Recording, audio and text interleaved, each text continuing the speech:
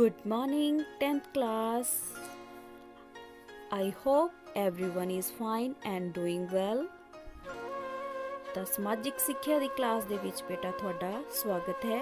ਤਾਂ ਚਲੋ ਫਿਰ ਆਪਾਂ ਅੱਜ ਦੀ ਆਪਣੀ ਕਲਾਸ ਹੈ ਜਿਹੜੀ ਉਹ ਸ਼ੁਰੂ ਕਰੀਏ। ਹਾਂਜੀ ਬੇਟਾ ਜੀ, ਤਾਂ ਅੱਜ ਦਾ ਆਪਣਾ ਟੌਪਿਕ ਹੈ ਭਾਰਤ ਇੱਕ ਜਾਣ ਪਹਿਚਾਣ। ਤਾਂ ਆਪਾਂ ਨੂੰ ਪਤਾ ਹੀ ਹੈ ਕਿ ਆਪਾਂ ਇੱਕ ਭਾਰਤ ਵਾਸੀ ਹਾਂ ਤੇ ਆਪਾਂ ਨੂੰ ਭਾਰਤੀ ਹੋਣ ਤੇ ਬਹੁਤ ਹੀ ਮਾਣ ਹੈ। ਤੇ ਅੱਜ ਆਪਾਂ ਭਾਰਤ ਨਾਲ ਥੋੜੀ ਬਹੁਤੀ ਜਾਣ ਪਹਿਚਾਣ ਹੈ ਜਿਹੜੀ ਉਹ ਕਰਾਂਗੇ ਤੇ ਇਸ ਬਾਰੇ ਪੜਾਂਗੇ ਵੀ ਤੇ ਤਸਵੀਰਾਂ ਰਾਹੀਂ ਇਸ ਨੂੰ ਦੇਖਾਂਗੇ ਵੀ ਔਰ ਸਮਝਾਂਗੇ ਵੀ। ਠੀਕ ਹੈ ਬੇਟਾ ਜੀ, ਤਾਂ ਚਲੋ ਫਿਰ ਅੱਜ ਦਾ ਆਪਣਾ ਟੌਪਿਕ ਹੈ ਜਿਹੜਾ ਉਹ ਸ਼ੁਰੂ ਕਰੀਏ, ਯਾਨੀ ਕਿ ਭਾਰਤ ਇੱਕ ਜਾਣ ਪਹਿਚਾਣ। ਤਾਂ ਜਿਵੇਂ ਕਿ ਆਪਾਂ ਨੂੰ ਪਤਾ ਹੈ ਕਿ ਭਾਰਤ ਜਿਹੜਾ ਸੰਸਾਰ ਦਾ ਸਭ ਤੋਂ ਵੱਡਾ ਲੋਕਤੰਤਰ ਦੇਸ਼ ਹੈ ਤੇ ਦੱਖਣੀ ਏਸ਼ੀਆ ਦਾ ਇਹ ਕੀ ਹੈ ਭੂ-ਭਾਗ ਅਤੇ ਜਨਸੰਖਿਆ ਵਾਲਾ ਦੇਸ਼ ਆਪਣੀ ਵਿਰਾਸਤੀ ਪਰੰਪਰਾ ਨੂੰ ਦਿਲ ਨਾਲ ਲਗਾਏ ਹੋਏ ਹੌਲੀ ਹੌਲੀ ਇਸ ਦੇ ਵਿੱਚ ਜਿਹੜਾ ਉਹ ਪਰਿਵਰਤਨ ਹੁੰਦਾ ਗਿਆ, ਯਾਨੀ ਕਿ ਇਸ ਦੇ ਤਾਪਕ੍ਰਮ ਵਿੱਚ ਇੰਨੀ ਭਿੰਨਤਾ ਮਿਲਦੀ ਹੈ ਕਿ ਦੁਨੀਆ ਦੀ ਹਰ ਫਸਲ ਹੈ ਜਿਹੜੀ ਉਹ ਇੱਥੇ ਬੀਜੀ ਜਾਣ ਲੱਗ ਪਈ ਹੈ ਤੇ 121 ਕਰੋੜ ਤੋਂ ਵੀ ਵੱਧ ਹੈ ਜਿਹੜੀ ਜਨਸੰਖਿਆ ਵਾਲੇ ਇਸ ਦੇਸ਼ ਵਿੱਚ ਆਬਾਦੀ ਲਗਭਗ 6 ਲੱਖ ਪਿੰਡ ਅਤੇ 5000 ਤੋਂ ਵੀ ਵੱਧ ਹੈ ਜਿਹੜੇ ਕਸਬੇ ਅਤੇ ਸ਼ਹਿਰਾਂ ਵਿੱਚ ਵਸੀ ਹੋਈ ਹੈ। ਹਾਂਜੀ ਬੇਟਾ ਜੀ, ਤਾਂ ਇੱਥੇ ਅਨੇਕਾਂ ਧਰਮਾਂ ਅਤੇ ਜਾਤਾਂ ਦੇ ਜਿਹੜੇ ਲੋਕ ਨੇ ਉਹ ਇੱਥੇ ਸਦੀਆਂ ਤੋਂ ਮਿਲ ਜੁਲ ਕੇ ਰਹਿ ਰਹੇ ਹਨ, ਜੋ ਕਿ ਅਨੇਕਾਂ ਧਰਮਾਂ ਦਾ ਪਾਲਨ ਕਰਦੇ ਹੋਏ ਕੁੱਲ ਮਿਲਾ ਕੇ ਭਾਰਤੀ ਸੱਭਿਆਚਾਰ ਦੇ ਵਿਸ਼ਾਲ ਢਾਂਚੇ ਨਾਲ ਜੁੜੇ ਹੋਏ ਹਨ।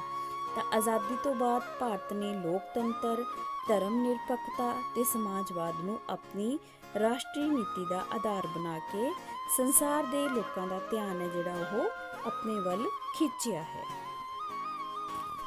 ਹਾਂਜੀ ਬੇਟਾ ਜੀ, ਅੱਗੇ ਆਪਾਂ ਪੜ੍ਹਦੇ ਹਾਂ ਭਾਰਤ ਦੇ ਵੱਖ-ਵੱਖ ਨਾਮਾਂ ਸੰਬੰਧੀ ਜਾਣਕਾਰੀ।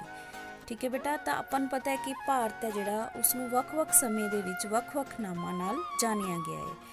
ਠੀਕ ਹੈ ਬੇਟਾ, ਤਾਂ ਇਸ ਬਾਰੇ ਆਪਾਂ ਪੜ੍ਹਦੇ ਹਾਂ। ਜਿਵੇਂ ਕਿ ਵੈਦਿਕ ਕਾਲ ਦੇ ਵਿੱਚ ਭਾਰਤ ਨੂੰ ਆਰੀਆਵਰਤ ਕਿਹਾ ਜਾਂਦਾ ਹੈ। ਤਾਂ ਉਸ ਸਮੇਂ ਵੈਦਿਕ ਕਾਲ ਵਿੱਚ ਆਰੀਆ ਜਾਤੀ ਦੇ ਲੋਕ ਥੇ ਜਿਹੜੇ ਉਹ ਆ ਕੇ ਭਾਰਤ ਵਿੱਚ ਵਸ ਗਏ ਤੇ ਇਸ ਕਰਕੇ ਉਸ ਸਮੇਂ ਦੇ ਵਿੱਚ ਆਰੀਆਵਰਤ ਇਸ ਦਾ ਨਾਮ ਪੈ ਗਿਆ। ਤੇ ਇਸ ਤੋਂ ਬਾਅਦ ਇੱਕ ਹੋਰ ਧਾਰਨਾ ਦੇ ਅਨੁਸਾਰ ਰਿਗਵੈਦ ਵਿੱਚ ਵੀ ਇਸ ਦਾ ਵਰਣਨ ਆਉਂਦਾ ਹੈ ਕਿ ਭਾਰਤ ਦਾ ਜਿਹੜਾ ਨਾਂ ਹੈ ਭਾਰਤ ਇੱਕ ਸ਼ਕਤੀਸ਼ਾਲੀ ਰਾਜੇ ਭਾਰਤ ਦੇ ਨਾਂ 'ਤੇ ਪਿਆ, ਜੋ ਕਿ ਰਾਜਾ ਦੁਸ਼ਯੰਤ ਅਤੇ ਸ਼ਕੁੰਤਲਾ ਦਾ ਪੁੱਤਰ ਸੀ।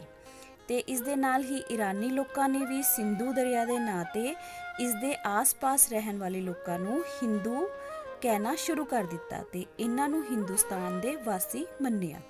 ਤੇ ਇਸ ਦੇ ਨਾਲ ਹਿੰਦੂ ਸ਼ਬਦ ਨੂੰ ਯੂਨਾਨੀ ਲੋਕਾਂ ਨੇ ਇੰਡੋਸ ਅਤੇ ਰੋਮਨਾਂ ਨੇ ਇਸ ਨੂੰ ਸੋਧ ਕੇ ਇੰਡਸ ਕਰ ਦਿੱਤਾ ਤੇ ਆਖਿਰ ਇਹ ਇੰਡਸ ਤੋਂ ਇੰਡੀਆ ਬਣ ਗਿਆ ਹੈ ਨਾ ਬੱਚਿਓ। ਕਿੰਨੀ ਮਜ਼ੇਦਾਰ ਕਹਾਣੀ ਹੈ ਮੇਰੇ ਦੇਸ਼ ਦੇ ਵੱਖ-ਵੱਖ ਨਾਮਾਂ ਦੀ। ਠੀਕ ਹੈ ਬੇਟਾ। ਹਾਂਜੀ ਬੇਟਾ ਜੀ, ਤਾਂ ਅੱਗੇ ਆਪਾਂ ਪੜ੍ਹਦੇ ਹਾਂ ਇਸ ਦੀ ਸਥਿਤੀ ਬਾਰੇ, ਯਾਨੀ ਕਿ ਭਾਰਤ ਨੂੰ ਸੰਸਾਰ ਵਿੱਚ ਦੱਖਣੀ ਏਸ਼ੀਆ ਦੇ ਨਾਂ ਨਾਲ ਵੀ ਜਾਣਿਆ ਜਾਂਦਾ ਹੈ ਕਿਉਂਕਿ ਇਹ ਏਸ਼ੀਆ ਮਹਾਦੀਪ ਦੇ ਦੱਖਣ ਵੱਲ ਨੂੰ ਫੈਲਿਆ ਹੋਇਆ ਇੱਕ ਵਿਸ਼ਾਲ ਦੇਸ਼ ਹੈ। ਹਾਂਜੀ ਬੇਟਾ ਜੀ, ਤਾਂ ਇਸ ਤੋਂ ਅੱਗੇ ਹੈ ਇਸ ਦੇ ਉੱਤਰੀ ਸਿਰੇ ਤੇ ਮਹਾਨ ਹਿਮਾਲਿਆ ਦੀ ਪਰਬਤੀ ਦੀਵਾਰ। ਤਾਂ ਬੇਟਾ ਉੱਪਰ ਤੁਹਾਨੂੰ ਰੈੱਡ ਕਲਰ 'ਚ ਦਿਖਾਈ ਦੇ ਰਿਹਾ ਹੈ ਨਾ, ਇਹ ਸਾਰੇ ਹੈਗੇ ਨੇ ਮਹਾਨ ਹਿਮਾਲਿਆ ਦੇ ਪਰਬਤੀ ਖੇਤਰ। ਠੀਕ ਹੈ ਬੇਟਾ, ਸਮਝ ਗਏ ਨਾ। ਹਾਂਜੀ ਬੇਟਾ ਜੀ, ਤਾਂ ਇਸ ਤੋਂ ਬਾਅਦ ਹੈ ਕਰਕ ਰੇਖਾ, ਜਿਹੜੀ ਕਿ ਇਸ ਦੇ ਵਿਚਕਾਰੋਂ ਲੰਘ ਕੇ ਇਸ ਨੂੰ ਦੋ ਬਰਾਬਰ ਭਾਗਾਂ ਦੇ ਵਿੱਚ ਵੰਡਦੀ ਹੈ। ਜਿਵੇਂ ਕਿ ਇਸ ਤਸਵੀਰ ਦੇ ਵਿੱਚ ਬੇਟਾ ਤੁਹਾਨੂੰ ਦਿਖਾਈ ਦੇ ਰਿਹਾ ਹੈ ਨਾ ਮੈਪ ਬਣਿਆ ਹੋਇਆ ਜਿਹੜਾ, ਤਾਂ ਇਹ ਕਰਕ ਰੇਖਾ ਜਿਹੜੀ ਉਹ ਵਿਚਕਾਰ ਦੇ ਵਿੱਚੋਂ ਲੰਘਦੀ ਹੈ ਤੇ ਇਸ ਨੂੰ ਦੋ ਬਰਾਬਰ ਭਾਗਾਂ ਦੇ ਵਿੱਚ ਵੰਡਦੀ ਹੈ। ਇਸ ਤੋਂ ਬਾਅਦ ਆ ਜਾਂਦਾ ਹੈ ਕਿ ਉੱਤਰੀ ਸਿਰੇ ਤੇ ਕਸ਼ਮੀਰ ਤੋਂ ਲੈ ਕੇ ਕੰਨਿਆ ਕੁਮਾਰੀ ਤੱਕ ਭਾਰਤ ਦੀ ਜਿਹੜੀ ਲੰਬਾਈ ਹੈ ਉਹ 3214 ਕਿਲੋਮੀਟਰ ਹੈ। ਠੀਕ ਹੈ ਬੇਟਾ। ਹਾਂਜੀ, ਤਾਂ ਇਸ ਤੋਂ ਅੱਗੇ ਆ ਜਾਂਦਾ ਹੈ ਕਿ ਪੂਰਬੀ ਸਿਰੇ ਅਰੁਣਾਚਲ ਪ੍ਰਦੇਸ਼ ਤੋਂ ਤੁਰ ਪੱਛਮੀ ਸੀਮਾ ਬਿੰਦੂ ਰਨ ਆਫ ਕੱਛ ਤੱਕ ਭਾਰਤ ਦੀ ਜਿਹੜੀ ਚੌੜਾਈ ਹੈ 2933 ਕਿਲੋਮੀਟਰ ਹੈ। ਤਾਂ ਇਸ ਮੈਪ ਦੇ ਵਿੱਚ ਤੁਹਾਨੂੰ ਦਿਖਾਈ ਦੇ ਰਿਹਾ ਨਾ ਕਿ ਅਰੁਣਾਚਲ ਪ੍ਰਦੇਸ਼ ਤੋਂ ਲੈ ਕੇ ਰਨ ਆਫ ਕੱਛ ਤੱਕ ਜਿਹੜੀ ਇਸ ਦੀ ਚੌੜਾਈ ਆ ਜਾਂਦੀ ਹੈ 2933 ਕਿਲੋਮੀਟਰ ਹੈ। ਹਾਂਜੀ ਬੇਟਾ ਜੀ, ਤਾਂ ਇਸ ਤੋਂ ਅੱਗੇ ਆਪਾਂ ਜਾਣਦੇ ਹਾਂ ਭਾਰਤ ਦੇਸ਼ ਦੇ ਗੁਆਂਢੀ ਦੇਸ਼ ਕਿਹੜੇ-ਕਿਹੜੇ ਗੁਆਂਢੀ ਦੇਸ਼ ਹਨ।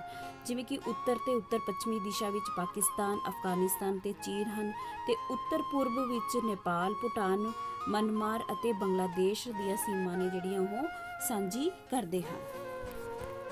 ਤੇ ਇਸ ਤੋਂ ਬਾਅਦ ਆ ਜਾਂਦਾ ਹੈ ਭਾਰਤ ਦਾ ਆਕਾਰ ਅਤੇ ਖੇਤਰਫਲ।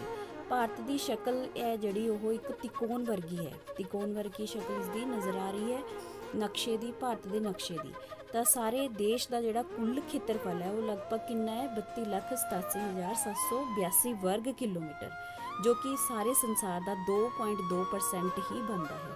ਤੇ ਇਸ ਪ੍ਰਕਾਰ ਖੇਤਰਫਲ ਪੱਖੋਂ ਭਾਰਤ ਸੰਸਾਰ ਦਾ 7ਵਾਂ ਵੱਡਾ ਦੇਸ਼ ਹੈ, ਯਾਨੀ ਕਿ 7ਵੇਂ ਨੰਬਰ ਤੇ ਆਉਂਦਾ ਹੈ। ਜਿਵੇਂ ਕਿ ਤੁਸੀਂ ਇਸ ਮਾਈਂਡ ਮੈਪ ਦੇ ਵਿੱਚ ਦੇਖ ਹੀ ਰਹੇ ਹੋ ਨਾ ਵੀ ਭਾਰਤ ਜਿਹੜਾ 7ਵੇਂ ਨੰਬਰ ਤੇ ਆਉਂਦਾ, ਤੇ ਉਸ ਤੋਂ ਅੱਗੇ ਜਿਹੜੇ ਨੇ ਉਹ ਦੇਸ਼ ਨੇ ਰੂਸ, ਕੈਨੇਡਾ, ਚੀਨ, USA, ਬ੍ਰਾਜ਼ੀਲ ਤੇ ਆਸਟ੍ਰੇਲੀਆ। ਤਾਂ ਅੱਗੇ ਆਪਾਂ ਪੜ੍ਹਦੇ ਹਾਂ ਅਨੇਕਤਾ ਵਿੱਚ ਏਕਤਾ, ਯਾਨੀ ਕਿ ਭਾਰਤ ਹੈ ਜਿਹੜਾ ਉਹ ਅਨੇਕਤਾਵਾਂ ਦਾ ਦੇਸ਼ ਹੈ। ਇਸ ਦੇ ਵਿੱਚ ਕੁਦਰਤੀ, ਆਰਥਿਕ, ਸਮਾਜਿਕ ਤੇ ਸੱਭਿਆਚਾਰਕ ਤੱਤਾਂ ਵਿੱਚ ਬਹੁਤ ਸਾਰੀਆਂ ਭਿੰਨਤਾਵਾਂ ਨੇ ਜਿਹੜੀਆਂ ਪਾਈਆਂ ਜਾਂਦੀਆਂ ਹਨ, ਪਰ ਇਹਨਾਂ ਭਿੰਨਤਾਵਾਂ ਦੇ ਬਾਵਜੂਦ ਵੀ ਭਾਰਤ ਸਮਾਜ ਵਿੱਚ ਇੱਕ ਵਿਸ਼ਿਸ਼ਟ ਏਕਤਾ ਹੈ ਜਿਹੜੀ ਉਹ ਦੇਖਣ ਨੂੰ ਮਿਲਦੀ ਹੈ। ਤੇ ਇਸ ਦੇ ਨਾਲ ਹੀ ਇਸ ਨੂੰ ਬਹੁਤ ਸਾਰੇ ਤੱਤ ਨੇ ਪ੍ਰਭਾਵਿਤ ਕਰਦੇ ਨੇ, ਜਿਵੇਂ ਕਿ ਨੰਬਰ 1 ਤੇ ਹੈ ਮਾਨਸੂਨੀ ਰੁੱਤ।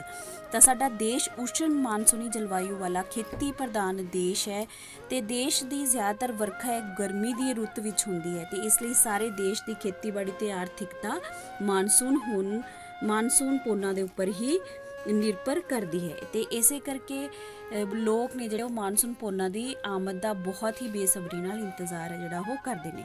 ਤੇ ਇਸ ਤੋਂ ਅੱਗੇ ਹੈ ਧਾਰਮਿਕ ਸੰਸਕ੍ਰਿਤੀ। ਤਾਂ ਆਪਾਂ ਨੂੰ ਪਤਾ ਹੈ ਕਿ ਦੇਸ਼ ਵਿੱਚ ਅਨੇਕਾਂ ਧਰਮ ਨੇ ਜਿਹੜੇ ਪ੍ਰਚਲਿਤ ਨੇ, ਅਨੇਕਾਂ ਧਰਮਾਂ ਦੇ ਜਿਹੜੇ ਲੋਕ ਨੇ ਉਹ ਰਹਿੰਦੇ ਨੇ ਤੇ ਆਪਸ ਦੇ ਵਿੱਚ ਇੱਕ ਦੂਸਰੇ ਦੇ ਨਾਲ ਮਿਲ ਜੁਲ ਕੇ ਭਾਰਤ ਦੇ ਵਿੱਚ ਨੇ ਜਿਹੜੇ ਅਨੇਕਾਂ ਧਰਮਾਂ ਦੇ ਲੋਕ ਰਹਿੰਦੇ ਹਨ। ਤੇ ਇਸ ਤੋਂ ਅੱਗੇ ਹੈ ਭਾਸ਼ਾ ਅਤੇ ਲੋਕ ਕਲਾ। ਤਾਂ ਆਪਾਂ ਨੂੰ ਪਤਾ ਹੈ ਕਿ ਆਪਣੇ ਦੇਸ਼ ਵਿੱਚ ਅਨੇਕਾਂ ਭਾਸ਼ਾਵਾਂ ਨੇ ਤੇ ਅਨੇਕਾਂ ਧਰਮਾਂ ਦੇ ਲੋਕ ਨੇ ਆਪਸ ਦੇ ਵਿੱਚ ਮਿਲ ਜੁਲ ਕੇ ਰਹਿੰਦੇ ਨੇ, ਤੇ ਲਗਭਗ 200 ਦੇ ਕਰੀਬ ਨੇ ਜਿਹੜੇ ਆਪਣੇ ਦੇਸ਼ ਦੇ ਵਿੱਚ ਭਾਸ਼ਾਵਾਂ ਬੋਲੀਆਂ ਜਾਂਦੀਆਂ ਹਨ। ਤੇ ਇਸ ਤੋਂ ਅੱਗੇ ਹੈ ਆਵਾਜਾਈ ਅਤੇ ਸੰਚਾਰ ਦੇ ਸਾਧਨ। ਤਾਂ ਦੇਸ਼ ਦੇ ਵੱਖ-ਵੱਖ ਭਾਗਾਂ ਵਿੱਚ ਇਹਨਾਂ ਸਾਧਨਾਂ ਦੇ ਵਿਕਾਸ ਨੇ ਏਕਤਾਈ ਪ੍ਰਭਾਵ ਹੈ ਜਿਹੜਾ ਲਿਆਉਣ ਦੇ ਵਿੱਚ ਮਹੱਤਵਪੂਰਨ ਭੂਮਿਕਾ ਨਿਭਾਈ ਹੈ। ਤੇ ਰੇਲਾਂ ਅਤੇ ਸੜਕਾਂ ਨੇ ਪਿੰਡਾਂ ਨੂੰ ਸ਼ਹਿਰਾਂ ਨਾਲ ਜੋੜ ਦਿੱਤਾ ਹੈ, ਤੇ ਜਿਸ ਦੇ ਨਾਲ ਬਾਜ਼ਾਰੀ ਵਸਤੂਆਂ ਦੇ ਆਦਾਨ ਪ੍ਰਦਾਨ ਨਾਲ ਖੇਤਰੀ ਹੈ ਜਿਹੜੀ ਉਹ ਅੜਚਨਾਂ ਦੂਰ ਹੋ ਗਈਆਂ, ਤੇ ਦੂਰਦਰਸ਼ਨ, ਅਖਬਾਰ ਅਤੇ ਮੈਗਜ਼ੀਨਾਂ ਦੇ ਖੇਤਰ ਦਾ ਵਿਕਾਸ ਹੋਣ ਕਰਕੇ ਕੌਮੀ ਸੋਚ ਅਤੇ ਕੌਮੀ ਧਾਰਾ ਦਾ ਵੀ ਇਸ ਦੇ ਨਾਲ ਵਿਕਾਸ ਹੈ ਜਿਹੜਾ ਉਹ ਹੋਇਆ ਹੈ। ਉਸ ਤੋਂ ਬਾਅਦ ਅੱਗੇ ਹੈ ਸਥਾਨ ਬਦਲੀ। ਜਿਵੇਂ ਕਿ ਪਿੰਡਾਂ ਤੋਂ ਸ਼ਹਿਰਾਂ ਵਿੱਚ ਜਾ ਕੇ ਵਸਣ ਨਾਲ ਭਾਵੇਂ ਸ਼ਹਿਰਾਂ ਅੰਦਰ ਵੱਖ-ਵੱਖ ਸਥਾਨਾਂ ਤੇ ਵੱਖੋ ਵੱਖਰੀਆਂ ਸ਼ਹਿਰੀ ਬਸਤੀਆਂ ਹੋਂਦ ਵਿੱਚ ਆਈਆਂ ਹਨ, ਪਰ ਵੱਖ-ਵੱਖ ਧਾਰਮਿਕ ਅਤੇ ਸਮਾਜਿਕ ਸਮੂਹਾਂ ਦੇ ਇੱਕ ਸਥਾਨ ਤੇ ਇਕੱਠੇ ਰਹਿਣ ਤੇ ਬਹਿਣ ਦੇ ਨਾਲ ਹੀ ਭਾਈਚਾਰਾ ਜਿਹੜਾ ਸਾਂਝ ਹੈ ਉਹ ਪੈਦਾ ਕੀਤੀ ਗਈ ਹੈ। ਤੇ ਇਸ ਦੇ ਨਾਲ ਹੀ ਬੱਚਿਓ ਅਸੀਂ ਕਹਿ ਸਕਦੇ ਹਾਂ ਕਿ ਭਾਰਤ ਅੰਦਰ ਅਨੇਕਤਾਵਾਂ ਹੁੰਦੇ ਹੋਏ ਵੀ ਏਕਤਾ ਹੈ ਜਿਹੜੀ ਉਹ ਦੇਖਣ ਨੂੰ ਮਿਲਦੀ ਹੈ। ਤਾਂ ਇਹ ਸਾਰੀ ਏਕਤਾ ਹੈ ਇੱਕ ਦੂਸਰੇ ਦੇ ਸਹਾਰੇ ਨਾਲ ਰਾਸ਼ਟਰੀ ਏਕਤਾ ਦੀ ਭਾਵਨਾ ਜਿਹੜੀ ਉਹ ਪੈਦਾ ਕਰਦੀ ਹੈ। ਤੇ ਰਾਸ਼ਟਰ ਦੀ ਏਕਤਾ ਕੇਵਲ ਇੱਕ ਧਰਮ, ਵਿਸ਼ੇਸ਼ ਵਰਗ ਜਾਂ ਖਾਸ ਜਾਤ ਪੱਖ ਨਹੀਂ ਹੁੰਦੀ, ਸਗੋਂ ਦੇਸ਼ ਦੇ ਅੰਦਰ ਫੈਲੇ ਵੱਖੋ ਵੱਖਰੇ ਸੱਭਿਆਚਾਰ ਦੇ ਸੁਮੇਲ ਦਾ ਜਿਹੜਾ ਹੈ ਉਹ ਮਿਸ਼ਰਣ ਰੂਪ ਹੈ ਜਿਹੜਾ ਉਹ ਹੁੰਦੀ ਹੈ। ਇਸ ਕਰਕੇ ਭਾਰਤ ਦੇ ਵਿੱਚ ਅਨੇਕਾਂ ਲੋਕ ਨੇ ਜਿਹੜੇ ਆਪਸ ਦੇ ਵਿੱਚ ਮਿਲ ਜੁਲ ਕੇ ਰਹਿੰਦੇ ਹਨ। ਹਾਂਜੀ ਬੇਟਾ ਜੀ, ਉਮੀਦ ਹੈ ਕਿ ਤੁਹਾਨੂੰ ਇਹ ਟੌਪਿਕ ਹੈ ਜਿਹੜਾ ਸਮਝ ਆ ਚੁੱਕਿਆ ਹੋਵੇਗਾ। ਓਕੇ ਜੀ, ਥੈਂਕ ਯੂ।